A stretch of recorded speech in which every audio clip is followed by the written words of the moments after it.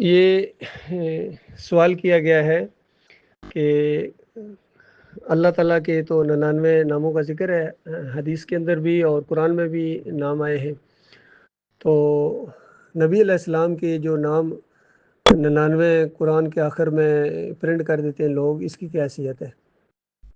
تو دیکھیے، اللہ تعالیٰ نے تو اپنی تعریفوں کا ذکر کیا ہے قرآن کے اندر، اور پھر تمام انبیاء کی جو بھی دعائیں نقل ہوئی ہیں قرآن کے اندر، یہ اللہ کی ذاتی اور صفاتی ناموں کا واسطہ دیا گیا ہے۔ اِنَّا کا انت الوہاب، اس انداز سے اِنَّا کا انت الغفور الرحیم، یہ واسطے دیے گئے ہیں۔ اور پھر قرآن میں اللہ تعالیٰ نے حکم بھی دے دیا وَلِلَّهِ الْأَسْمَاءُ الْحُسْنَىٰ فَادْعُوهُ بِهَا، اچھے اچھے نام ہیں اللہ تعالیٰ کے، ان کے ذریعے پکارو۔ بتائیے کتنا واضح حکم ہے کہ اللہ کو پکارو، ان کے ذریعے پکارو۔ اور پھر نبی علیہ السلام پکارتے رہے ہیں اللہ تعالیٰ کو، جتنی بھی دعائیں نبی صلی اللہ علیہ وآلہ وسلم نے مانگی ہیں حدیثوں کے اندر ہیں یا سکھائی ہے صحابہ اکرام کو، اس میں کوئی کسی اور کا واسطہ وسیلہ نہیں ہے سوائے اللہ کے ناموں کا۔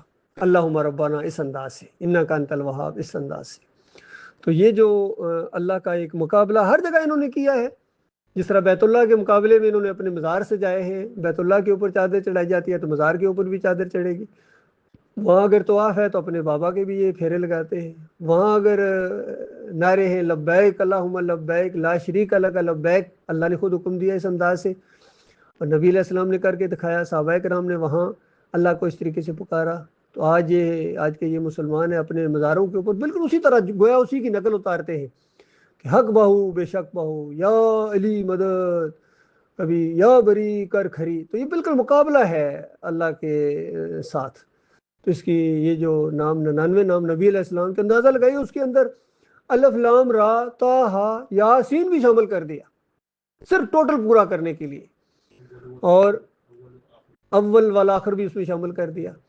اور کیسے نہ کریں، ان کے علماء بھی یہی ان کو سکھا کے گئے۔ شاہ ولی اللہ صاحب کہتے ہیں کہ میرے والد صاحب نے کہا کہ میں نے اپنے صفاتی ناموں کے اوپر ایک دفعہ غور کیا تو 99 نکلے، پہلی بات اندازہ لگئی۔ کہتے ہیں جب میں نے اور غور کیا تھوڑا سا اور مزید گہرا مراقبے کے اندر جا کے، تو پھر کوئی 10,000 کے قریب نکلے، اندازہ لگائی۔ پھر کہتے ہیں میں نے اور زیادہ زور ڈالا دماغ کے اوپر، تو پھر اس کے بعد گنے نہیں جا سکتے تھے اندازہ۔ یہ ان کے اپنے بارے میں بھی اسی طریقے سے ہی کرتے ہیں، تو انہوں نے دین بگاڑا ہے بالکل۔ نبی علیہ السلام کے جو نام ہیں وہ صرف 5 ہیں، خود نبی علیہ السلام نے بتایا کہ میرے 5 نام ہیں، 2 تو قرآن میں آ گئے، محمد اور احمد، یہ تو قرآن میں ہے۔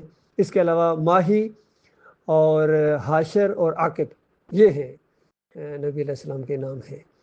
تو اس کے علاوہ جو مقابلے والے انداز میں کرتا ہے، اندازہ لگائیے یہ جو تاج کمپنی کا قرآن ہے، اس کے بھی آخر میں، اور جماعت اسلامی کا میں نے قرآن دیکھا، یقین کیجیے اس کے آخر میں بھی 99 پورے کر کے انہوں نے مقابلہ کیا ہے۔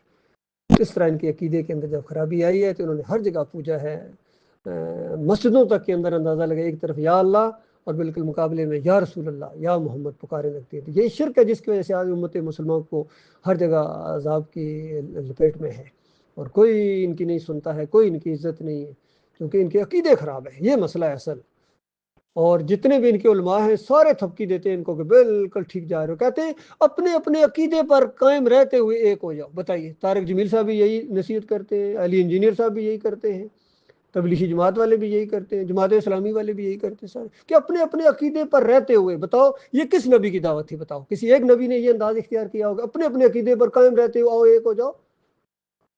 انبیاء تو حق عقیدہ پیش کرتے ہیں، باطل عقیدے پر چوٹ مارتے ہیں، یہ ہے انبیاء کی دعوت۔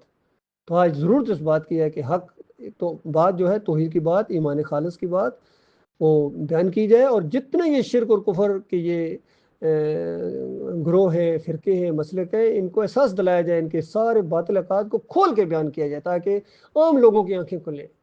یہ مسئلہ ہے اصل۔